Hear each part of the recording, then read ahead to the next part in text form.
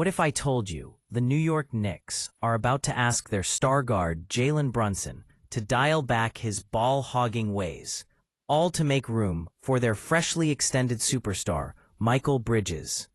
Yeah, things are getting interesting in the Big Apple. Today, we're diving into why one former Knicks player thinks Brunson needs to sacrifice even more for the team's long-term success. So, if you're a Knicks fan or just love NBA drama, make sure to smash that like button. Subscribe for all the latest NBA insights, and drop your thoughts in the comments. Let's get into it. The New York Knicks have quietly been building something special. It might not be headline-grabbing just yet, but the foundation is there, and a lot of it centers around two key players, Jalen Brunson and Mikal Bridges. Jalen Brunson arrived in New York just 3 seasons ago, but in that short span, he's already become one of the franchise's most important pieces in the 21st century. Think about it. Playoff hopes that felt like a distant dream for Knicks fans have suddenly become a real expectation. Brunson played a huge role in leading the Knicks to 7 playoff series since his arrival. More impressively, Brunson made a financial sacrifice to help the team grow. When his contract extension came around last season, he could have commanded max money, but instead, he accepted a below-market deal to ease the Knicks' salary cap pressure. That's a move that doesn't always get enough credit. It showed real faith in the Knicks' vision and a willingness to put the team's future ahead of personal gain. But now, the Knicks are asking for more. Last week, the Knicks re-signed Mikal Bridges to a long-term contract extension. For those keeping score, Bridges was one of New York's big trade acquisitions last season. His first year in New York was, well, underwhelming by many standards. Expectations were sky-high, and the fit just didn't seem quite right under Tom Thibodeau's old-school system. But the team clearly believes Bridges is worth the investment.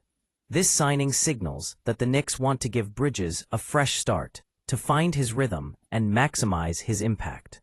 And to do that, they might need Brunson to take a step back and rethink his role. Former Knicks player turned analyst Iman Shumpert recently weighed in on this dynamic. On NBA Today, Shumpert suggested that Brunson needs to tone down his usage rate, which is currently one of the highest in the league at nearly 29%.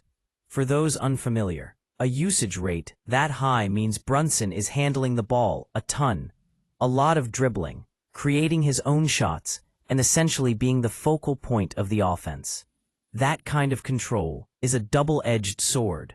Sure, it gives the team a reliable go-to scorer, but it can also limit teammates' opportunities to shine.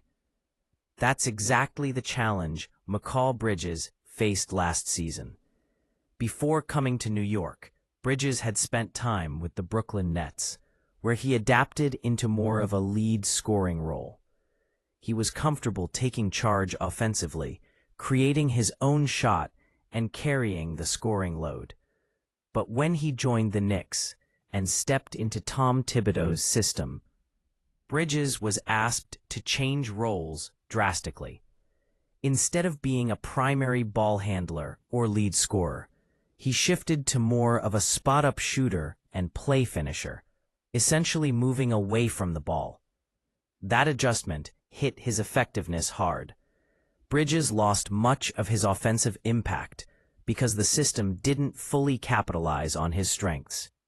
Now, with a new coach in Mike Brown, the Knicks are hoping Bridges can rediscover his offensive groove.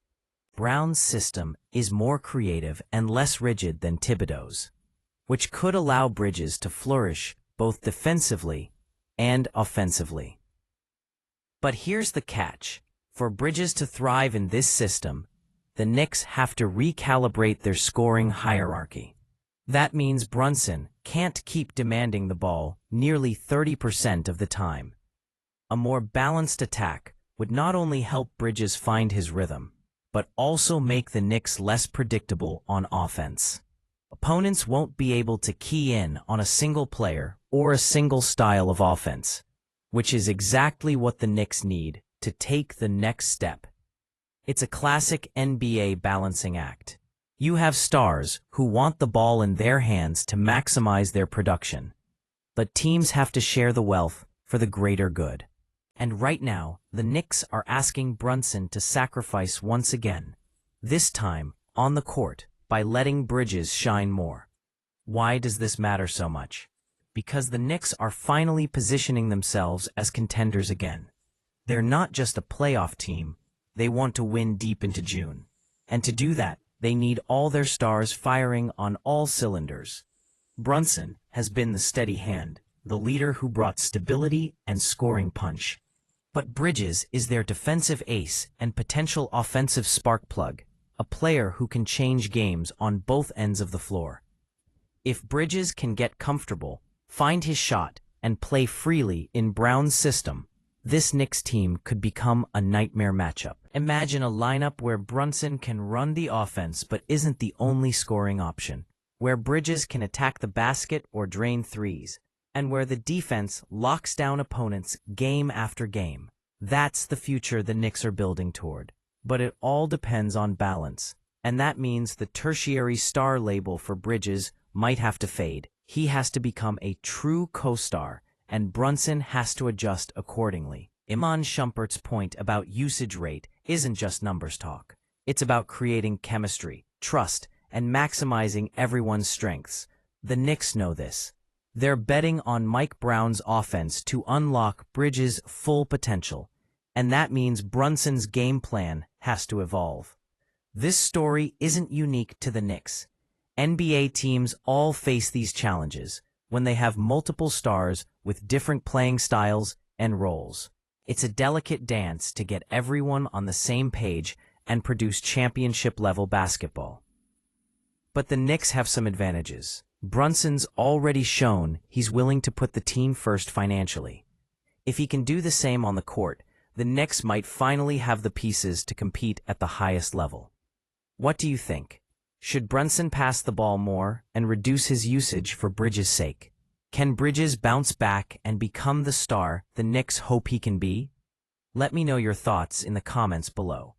And if you enjoyed this deep dive into the Knicks' evolving chemistry, don't forget to like, share, and subscribe for more NBA content like this.